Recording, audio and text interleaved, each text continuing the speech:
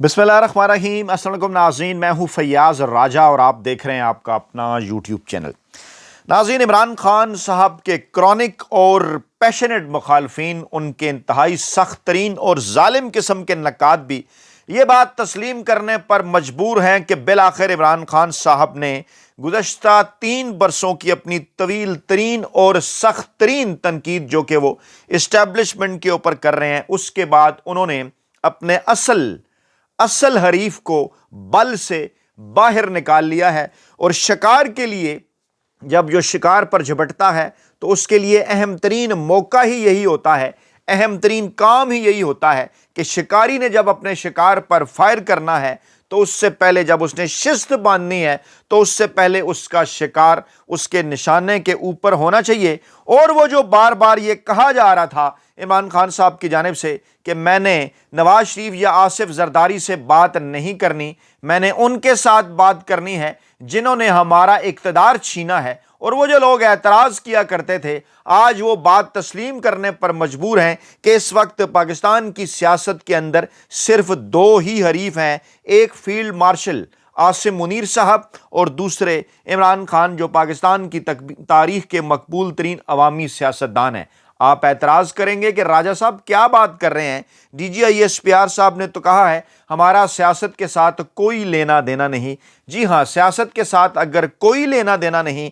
तो आखिरकार नवाज शरीफ और आसिफ जरदारी ने क्यों ये पैगाम पहुंचा दिया, तमाम तर हालात इस जानिब क्यों इशारा कर रहे हैं कि जनाब आप 2030 तक इमरान खान साहब का मुकाबला करें, ये मुकाबला हम नहीं कर सकते। आसान अल्फाज में यही है ना कि अगर आसिफ जरदारी और नवाज शरीफ ने मुकाबला करना होता, वक्त पर नए आर्मी चीफ आ जाते, मामलात वक्त पर नए इलेक्शन की जानिब बढ़ते, अगले इलेक्शन में आसिफ जरदारी और नवाज शरीफ इमरान खान साहब का बराह रास्त मुकाबला करते, अपनी कारकर्दगी उनके सामने रखते पाकिस्तानी अवाम के, और साबित कर देते कि नहीं जनाब हम इमरान खान साहब से ज़्यादा मकबूल हैं। लेकिन इस वक्त अगर किसी शख्स की, किसी शख्सियत की मकबूलियत के पीछे या ताकत के पीछे छुपा जा रहा है तो वो है जनाब फील्ड मार्शल आसिम मुनीर साहब। अब आप सवाल करेंगे कि मकबूलियत से क्या मुराद है? जी हाँ, मकबूलियत से मुराद हमेशा यही है कि ये कोई सियासी मकबूलियत नहीं है। फ़ौज हमेशा से पाकिस्तान के अंदर मकबूल रही है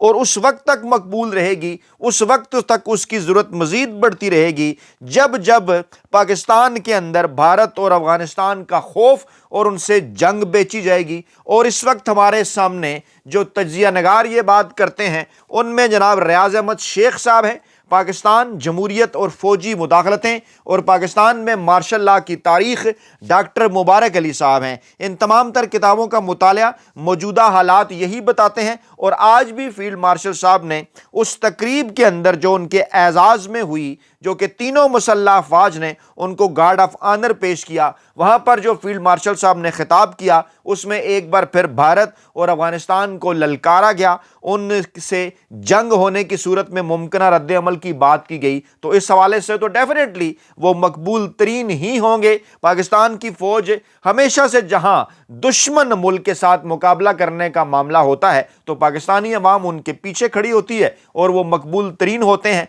तो क्या समझा या सोचा जाए कि इस स्टेट ऑफ माइंड को, इस स्टेट ऑफ पॉलिसी को, इस स्टेट ऑफ सिचुएशन को आगे बढ़ाया जाएगा? और क्या अगले 5 बरस तक हम पाकिस्तान के अंदर मशरकी और मगरबी बॉर्डर्स दोनों के ऊपर इसी किस्म की सिचुएशन देखेंगे? हालात यही बताते हैं 50 की दहाई के अंदर जब इंडिया के अनजाने खौफ के बायस से पाकिस्तान एक सिक्योरिटी स्टेट में बदला तो उसके बाद मुसलसल पाक फौज की इस्टेब्लिशमेंट की अहमियत के अंदर इजाफा होता चला गया। और उसके बाद 58 के मार्शल लॉ से लेकर आज तक मुसलसल इसके अंदर इजाफा हो रहा है। लेकिन हाइब्रिड निज़ाम की बुनियाद रखने वालों ने इस मरतबा तरीका वारदात यह डाला कि 1999 में मुशर्रफ ने चौथा मार्शल लॉ लगाया, 2007 में उन्होंने इमरजेंसी लगाई, उसके बाद इस्टेब्लिशमेंट ने इससे सबक सीखा और उसके बाद वो अदालतों के जरिए हुकूमतों का कंट्रोल करते रहे। उसके बाद एक कदम और आगे गए और रवायती सियासी माफिया पाकिस्तान के अंदर, चाहे वो नवाज शरीफ हैं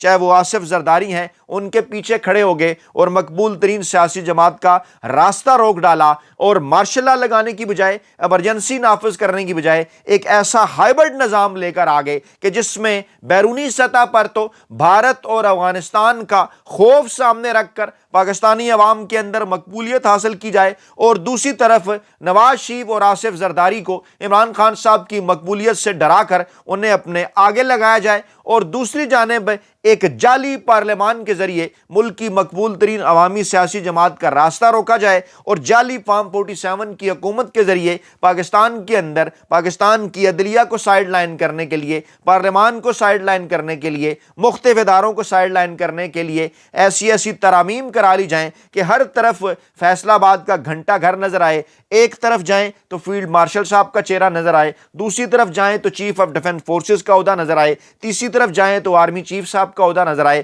اور چوتھی طرف جائیں تو وہاں پر بھی یہ تینوں عہدے اکٹھے ایک ہی ذات میں مرتکز آپ کو نظر آئیں، اور جہاں پر یہ کہا جا رہا ہو کہ نہیں جناب سیاست کے ساتھ ہمارا کوئی لینا دینا نہیں ہے۔ اگر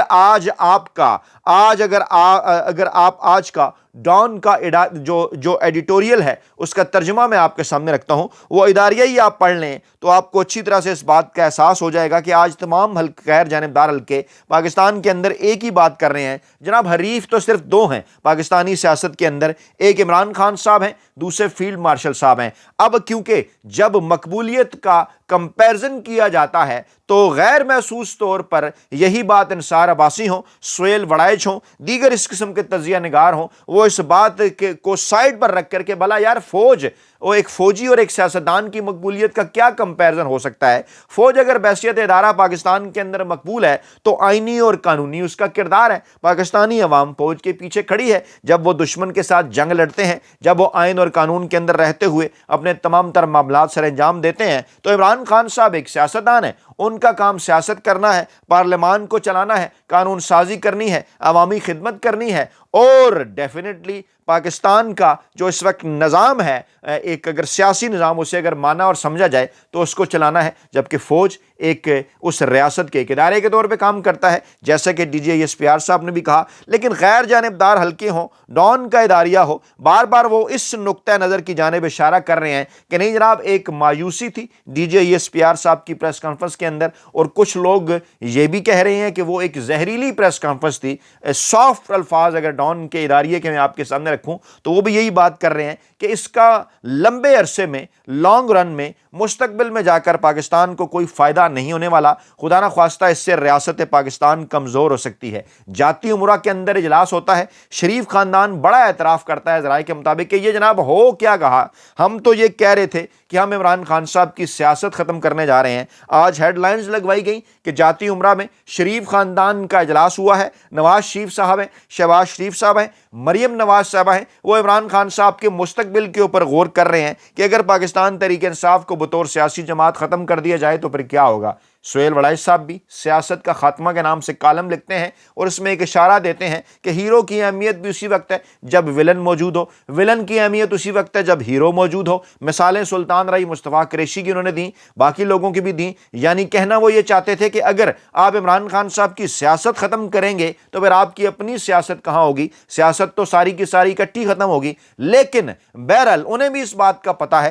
وہ بھی یہ بات تسلیم کر رہے ہیں کہ اگر اس وقت پاکستان کے اندر سیاستدانوں میں کوئی سب سے زیادہ مقبول ترین ہے تو وہ عمران خان ہے۔ جہاں وہ ڈنڈی مارتے ہیں، وہ کہتے ہیں نہیں جناب ان کی کوئی تنظیم نہیں، وہ نکل نہیں سکے۔ بھائی جو کچھ کیا جا رہا ہے 3 برسوں میں پاکستان تحریک انصاف کے ساتھ ہے، جو پہلے پیپلز پارٹی یا نون لیگ کے ساتھ 70 یا 90 کی دہائی میں ہوا، ان کی حالت کیا تھی اور کیسے انہوں نے رسپونڈ کیا؟ پاکستان تحریک انصاف نے تو پیپلز پارٹی 70 اور 80 کی دہائی میں اور نون لیگ 90 اور 2000 کے بعد جیسی تھی اس سے کہیں بہتر پاکستان تحریک انصاف نے رسپانس کیا۔ ارے بھائی 2024 کے الیکشن کے اندر عوام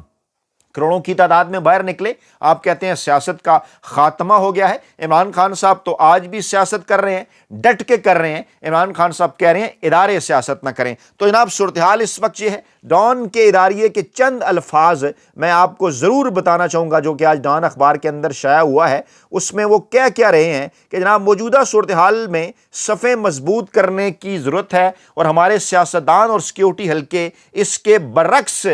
جو ہے وہ رویہ اختیار کر رہے ہیں تنقید کے دوران بھی جو ہے وہ زبان کی اہمیت اپنی ہوتی ہے۔ انہوں نے کہا جناب کہ جمعہ کے روز ISPR کی پریس کانفرنس مایوس کن تھی اور بدتمیزی کی حدیں، سخت ترین توہین آمیز الفاظ اس کے اندر استعمال کیے گئے اور عمران خان کا نام لیے بغیر اس سخت الفاظ سے یہ ظاہر ہوا کہ فوج اور اپوزیشن کی سب سے بڑی جماعت کے درمیان گہرا عدم اعتماد ہے۔ جہاں انہوں نے عمران خان صاحب کو ذہنی بیمار اور سیکیورٹی رسک قرار دیا، پھر بھارت اور تحریک طالبان پاکستان کے ساتھ ساز باز کا الزام لگایا۔ اب ذرا اس پیٹرن کو سمجھیے کہ ایک طرف تو آپ پاکستان کے مقبول ترین عوامی سیاستدان عمران خان کے اوپر بھارت اور افغانستان کی TTP کے ساتھ روابط کے الزامات لگا رہے ہیں، اور دوسری طرف پھر آپ افغانستان اور بھارت کو بھی یہ کہہ رہے ہیں کہ جناب ہم آپ کا مقابلہ کرنے کے لیے تیار ہیں، آپ نے اگر کوئی گڑبڑ کی تو پہلے سے سخت جواب آئے گا۔ اب ذرا ان ڈاٹس کو کنیکٹ کیجئے، تاثر کیا پیدا کرنے کی کوشش کی جا رہی ہے، یعنی بھارت اور افغانستان کا خوف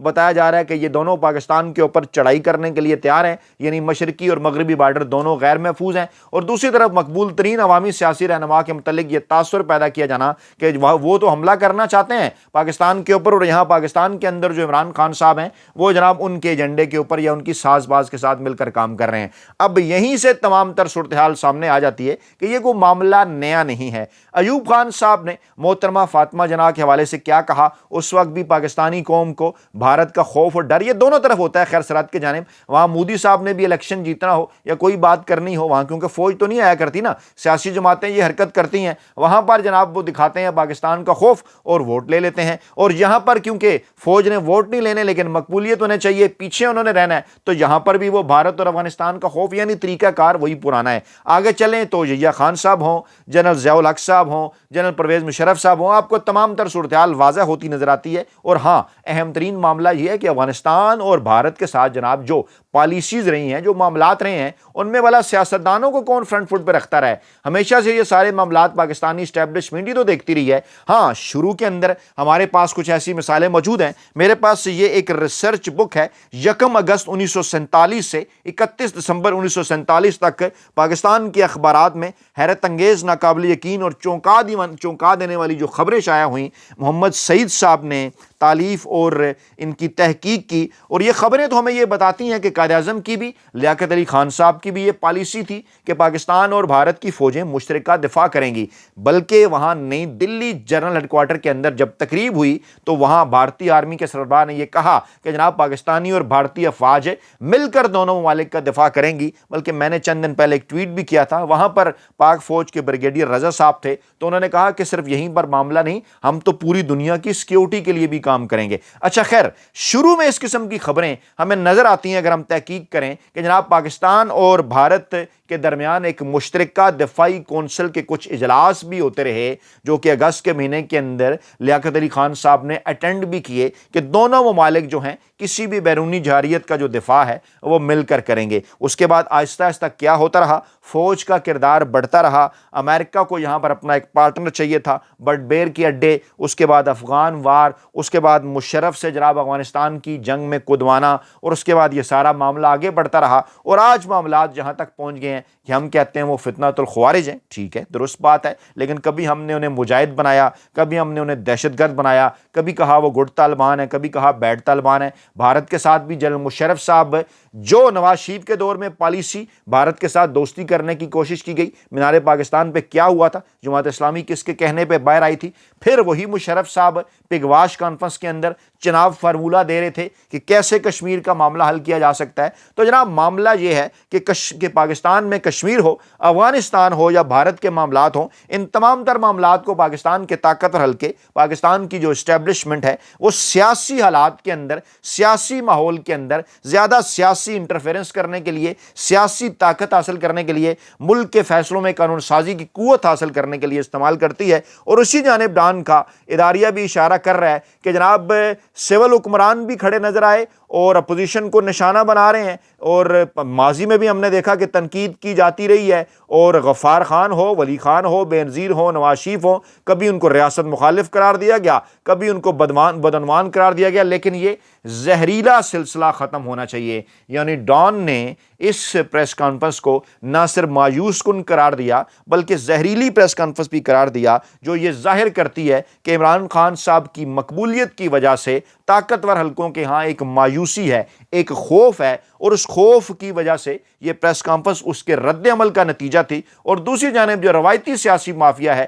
شریف خاندان، وہ یہ سوچ رہا ہے کہ جناب ہم یہ بات تو کر رہے ہیں کہ پی ٹی آئی پر پابندی لگ جائے گی، الیکشن کمیشن بھی ایسی باتیں کر رہا ہے، فیصل واؤڈا بھی اسی قسم کی حرکتیں کر رہے ہیں، پوری نون لیگ بھی یہی بات کر رہی ہے کہ جناب اگر آپ نے عمران خان کو مائنس نہ کیا تو ہم پوری جماعت کو مائنس کر دیں گے۔ اگر ایسا ہوتا ہے تو سہیل وڑائچ صاحب جو اشارہ کر رہے ہیں سیاست کا خاتمہ، کیا وہ عمران خان کی سیاست کا خاتمہ ہوگا؟ ہرگز نہیں۔ یہ تو نون لیگ ہو یا پیپلز پارٹی ہو اپنے پیروں پر کلہاڑی مار رہے ہیں۔ یہ تو شریف خاندان کی شکست کا اعتراف ہے۔ اور ایک طرف جہاں یہ کہا جا رہا ہے کہ زہریلی پریس کانفرنس کے اندر مایوسی ہے، وہ اس بات کو ظاہر کر رہا ہے کہ فیلڈ مارشل صاحب جو ہیں وہ تمام تر عہدے حاصل کر لینے کے باوجود کسی نہ کسی جگہ پاکستانی اسٹیبلشمنٹ کے یہاں خوف موجود ہے عمران خان صاحب کا، جو کہ مسلسل انہیں اپنے اس عہدے کو آگے کی طرف بڑھانے، زیادہ وقت کے لیے لینے پر مجبور کر رہا ہے۔ یہ رائے ہے جناب ڈان کے اداریے کی اور غیر جانبدار تجزیہ نگاروں کی، اور اس پر جناب ہمارا تبصرہ۔ اپنا بہت خیال رکھیے گا، دعاؤں میں یاد رکھیے گا۔ نئی ویڈیو کے ساتھ جلد حاضر ہوں گے۔ اللہ نگہبان۔